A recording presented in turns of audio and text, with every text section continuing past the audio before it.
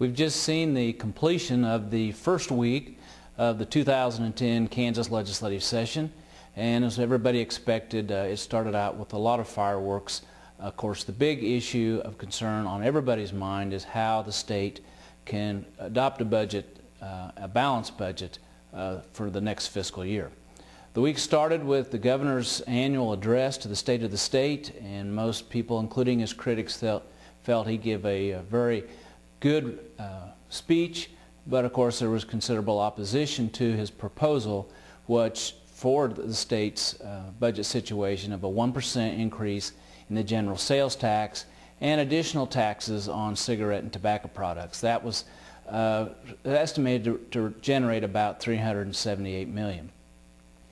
Later in the week, the bills were introduced to implement these proposals, and there were also bills introduced for additional tax revenue. One was a bill to repeal or do away with about 50 sales tax exemptions. Most of those exemptions, if not all, are really general consumer-oriented.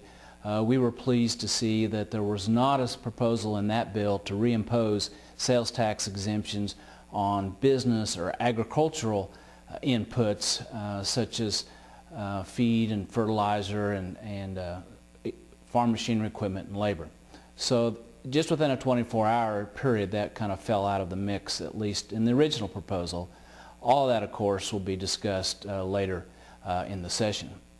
And the week ended with a packed House on a hearing in the Senate Judiciary Committee on a proposal or a resolution to simply encourage President Obama to adhere to and respect the 10th Amendment of the United States, and that is that individual states have certain governing rights and they shouldn't be dictated by the federal government. So lots of excitement and support for that, which was a very packed, loud hearing to start the session.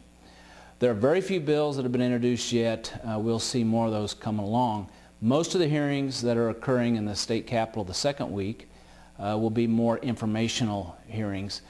Two that are of interest to livestock producers and the Kansas Livestock Association. One will be a hearing or an update before the House Ag Committee on what's going on in other states in regards to animal rights legislations and court rulings. It'll be very interesting to see what some states have faced, and also some attempts by groups to make animals guardians versus being owned by individuals, which is at the core of the animal rights movement.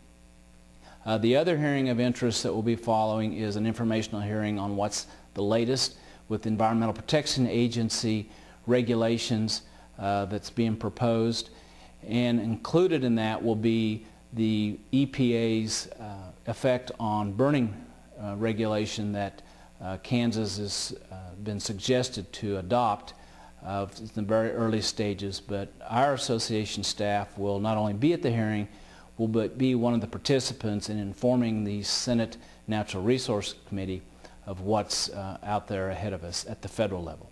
And we'll have more about these hearings and other issues next week.